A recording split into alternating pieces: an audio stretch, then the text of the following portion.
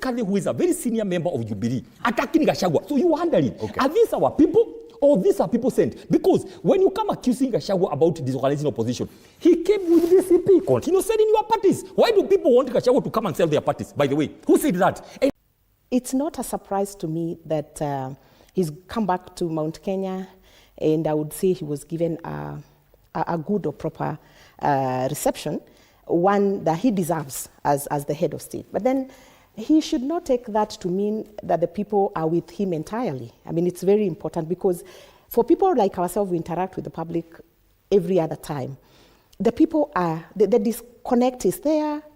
People are not happy about certain things. Of course, not everything. And especially the issue of economy. Our people are business people, and they're actively involved in agricultural processes and so many other activities. And when people have a problem putting a meal on the table and their livelihoods are affected and they feel like the government overpromised on certain areas and certain things and they're not doing much and they're coming back again with slogans and promising things that they're not sure, there's a concern on the ground. However, I think William Ruto is one daring individual. He's very candid because he faced them and he spoke to them. And I did not see anybody heckle him as it was expected. But I'll tell you this. The problem is that there has not emerged, or the person who purports to come from the region, or he comes from the region in the name of the DCP party leader, who is always on the ground talking to the people in vernacular and even at times on national television like here, and telling the people that heckle the president, you know, do not listen to the members of parliament aligned to UDA. And it is the truth. I mean, all this is on record. Or when you see these people, protect me, and all these kind of things. It is not selling. Do you believe there's this perception that there's a wave of exodus from the DCP party? Okay. From what I observe, the DCP party and their party leader initially, just like William Ruto came to Mount Kenya in the year 2022 and promised and made people quite mesmerized and happy and listened to him. That's the same these people made an entry into Mount Kenya. And they capitalized on the impeachment to an extent that they made it an issue of the community, which is not necessarily true. But then with time, 1 year from the time they were impeached up to now, everything that they are selling, everywhere that they are going, is not promising. Because one term, what is one term? You cannot go to every meeting and say one term. You go to every meeting and whine. You go to every meeting and sell to us anger and bile just because you are discontented as an individual, not as a community. This is not a community affair. It is a personal affair. And I would like to remind the DCP party leader, because now we are discussing DCP and it is good that we I don't feel like you've answered my question. I don't think it's 100% exodus, to the side of government, because these are individuals who are moving. We still have individuals like Dr. Mbaye here who are still in the party, and so many other candidates. I've seen them even in my constituency who are going around and opening offices and doing all those kind of manner of things. The only problem, and this is where I challenge them, is this: there's no alternative that they are offering. All right. Theirs is noise. Selling, spitting bile everywhere and demonizing the president as if they were not part of the presidency, as if they are not part of the people who put this government in power. All right. You see, at times, when people are in government, they support anything by that government. See no evil, hear no evil.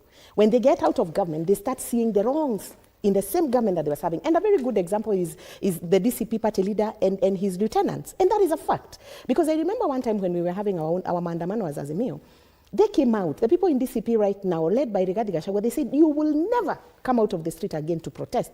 And he told that to His Excellency Raila Odinga the late, and may his soul rest in peace. And he was very clear.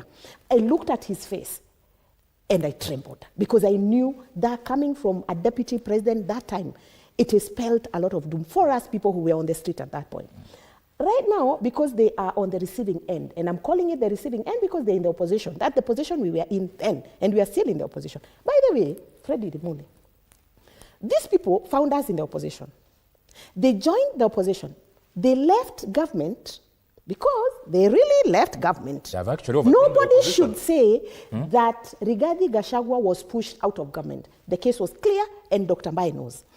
After they left government, because they're the ones who left, they joined the opposition that we had genuinely created, a genuine opposition, and we were discussing issues. They have disorganized the opposition.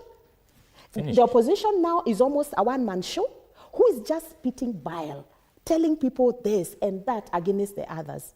It is not helping us. And the problem with our politics, Fred, is because we have this, again, bad manners of people being in the same party, the same thing that happened between Uhuru Kenyatta and William Ruto. And when they disagree, one ships out, forms some formation, calls his buddies, then they reorganize and start selling all these things that they keep selling to us. At what point are we going to discuss issues? Right. Because that is where we should be that is what we should be. But remember, I will say this. The goons that we have seen on the streets, you cannot say for sure that they are just being sent from the government side. We do not even know where they are coming from. At times, I listen to the opposition, and even before they go to these rallies, their cause, their message is that we know they are going to send goons. How do they know that goons will be sent? You know, even in politics, people have been stage managing things. Yes. I come from Madera constituency, and I know that for a very long time, those kind of theater manenos has been happening there. And for me, my concern is this, as a leader. As we entertain Kenyans with all these lies, and Dr. Mbaya is very clear, he has called it emotional manipulation, because that is what it is. As you manipulate the voter, at what point are you addressing the plight of Mwananchi, education, food security, health, school funding, and everything else? The use and misuse of... Watu wameruka watu yao hapa Kipetero. I don't know how they are going to go back. Watu wameruka serikali, wameruka Jubilee. Wakasema no, I'm not here for them. Watapata shida huko nje. You know?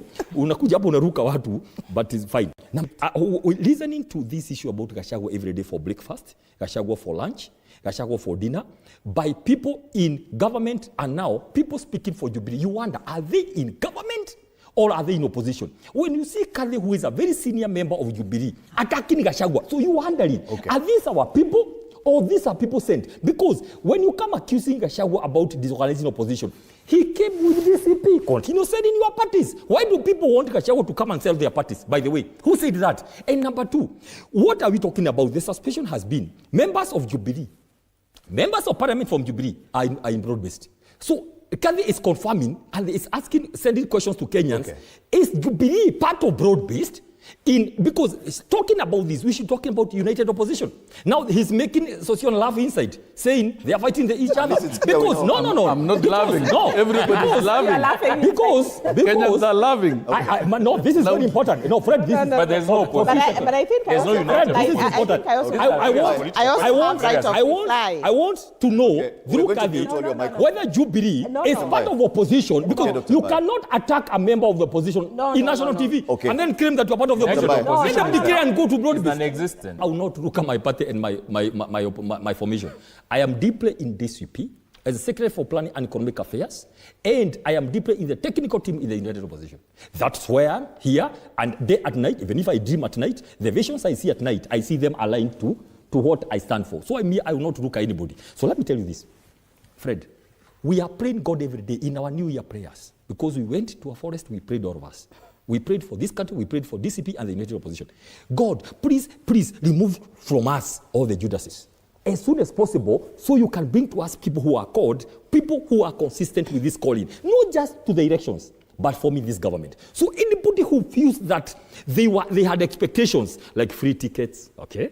You know, free nomination ticket, don't go to nomination because I'm close to Rigathi Gachagua, so can I get a ticket? You have seen many people who have left because they went at night saying, me, I want you to give me a direct ticket. We are not going to give direct tickets. Whether you are an MP or a senator or even me, NEC, I'm not going to get a free ticket because our party is a party for the people. So without going to the details, when you see people behaving in a certain way, maybe they have so many cases and they are being threatened. You remember, you have a case like this, it's going to come up. You know, the issues of abductions, I don't want to go to the details, we are watching you.